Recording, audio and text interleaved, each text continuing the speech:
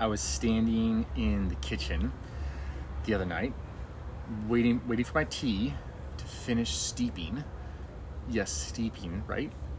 Tea steeps. I almost said brewing, but for you hardcore coffee people, I know that, or I probably should say probably tea people. If I said I was brewing my tea, you'd say, Matt, what are you talking about? You don't brew tea, you steep tea. So it had been a long plane fight. We had with our 6 kids. I mean, my kids, my wife were fantastic on the flight. But anytime you sit on an airplane for 10 plus hours, when you're only supposed to be sitting on the airplane for like 5 hours, it's pretty exhausting. And grateful that everybody's good to go, everybody's safe, made it to our destination, no problem at all.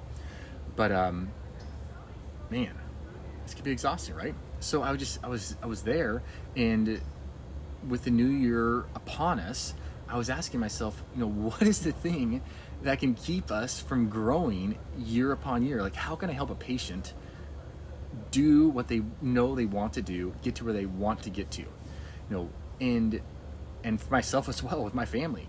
And what I've realized is that it comes down to knowing what is our standard.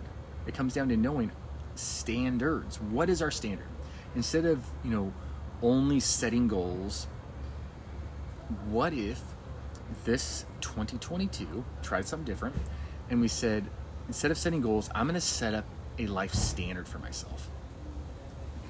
Have you considered what is your life standard? What is the standard you live by? What is the reason you do what you do? Because that really is what our life standard is. Do you have a life standard? Do you have any clue what your life standard might be? Do you have a food standard? Do you have a fitness standard? Do you have this is what I always maintain. These are the amount of push-ups, pull-ups, mile, whatever it is. This amount of walking steps I get in a day. Do you have an education standard? Do you have an amount of reading you do, or do you have a time standard? Do you have certain things you put your time towards and certain things you do not put time towards, or you only put a certain amount of time towards? Do you have a money standard? Do you budget? Is there something you're saving towards? For instance, I don't gamble. That's a standard I have in my life. My personal life standard shows me that I worked this many hours in the day, this many weeks, and this many months to be compensated this amount of money, currency, I think we call it these days, this amount of money. And that particular amount of time it took to basically earn that amount of money is much, much more valuable to me than the thrill of gambling and potentially losing all that time and all that money through that avenue. All because of my life standard. So when it comes to food, I'm going to pass on corn syrup. I'm going to pass on vegetable oils. I'm passing on tortilla chips. I'm passing on soda pop. And on the list goes, right? I'm consciously choosing, say, salads and grass-fed meats and fruit and vegetable matter and sauces that are made of real food substance, not corn syrups and all that kind of matter.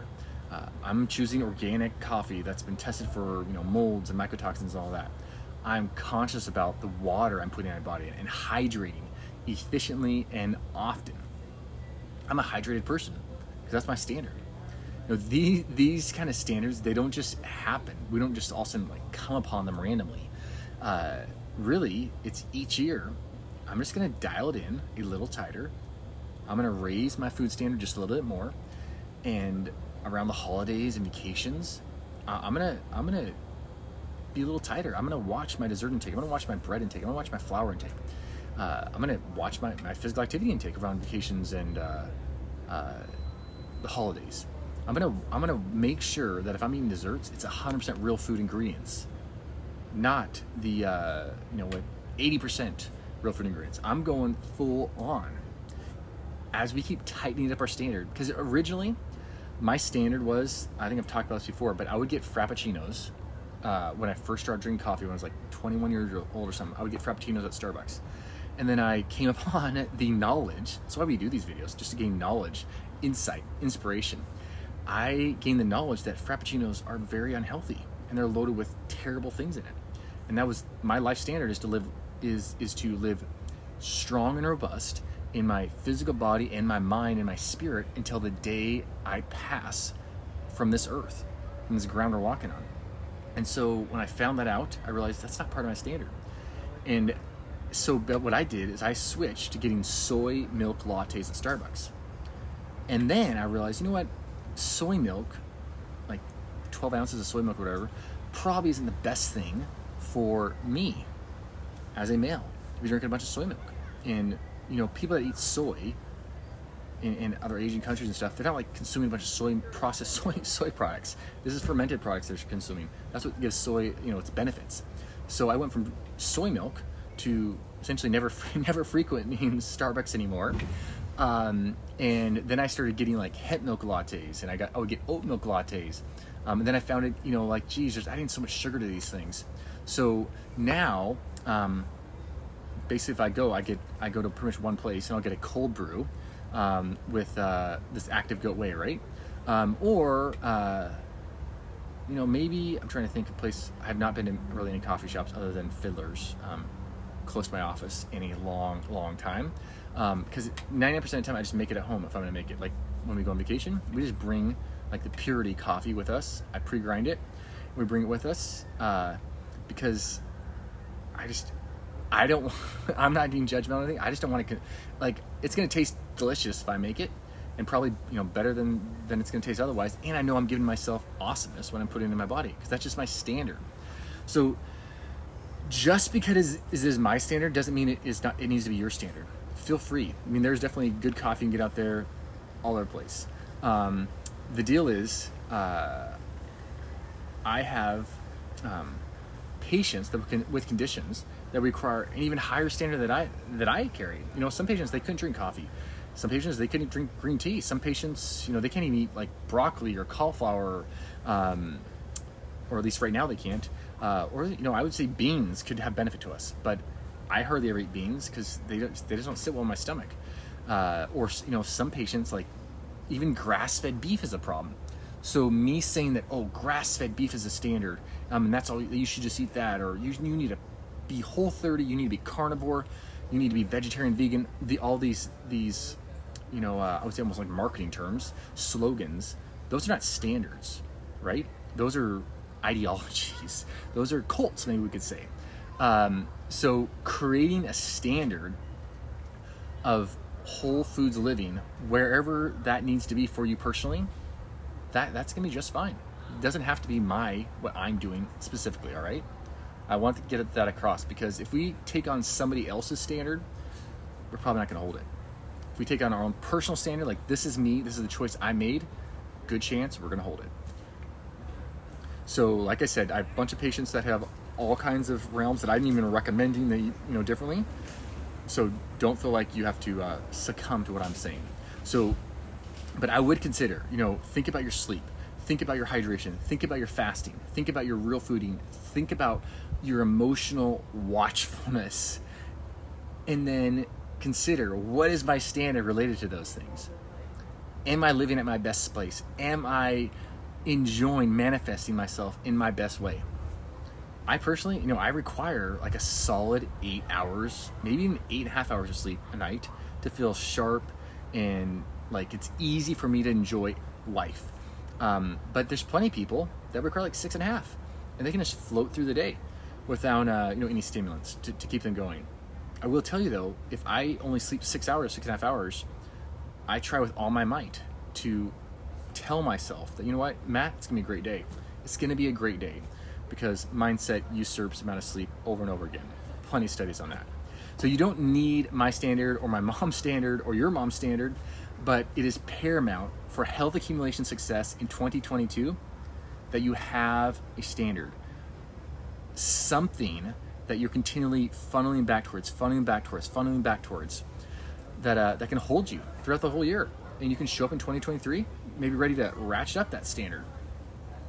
So this standard will guide you You can refer back to it daily to ensure that you're staying above your personal life standard. That's what your disciplines, your goals, that's what they're about. They're about funneling you towards that life standard and keeping you above that life standard. So instead of creating goals like I talked about, consider, you can create goals, go for it, but consider putting on paper for this new year the actions you will take, the actions you will create and keep in light of your life standard. Does that make sense? I think this could be powerful, and maybe you have high blood sugar. Currently your blood sugar is like 180 all the time, fasting, not good. That's causing you to age at an exceptionally fast rate. And you've decided that, you know what, my standard, because I want to live long and strong, help out, play with my grandkids, my standard is that I keep a blood sugar under 90. That's my standard. And so, if you're out and about and you're over that goal, that standard you have, and you say, you know what, I'm gonna bring those sugars down. I'm gonna pass on dessert today because my blood sugar's been higher.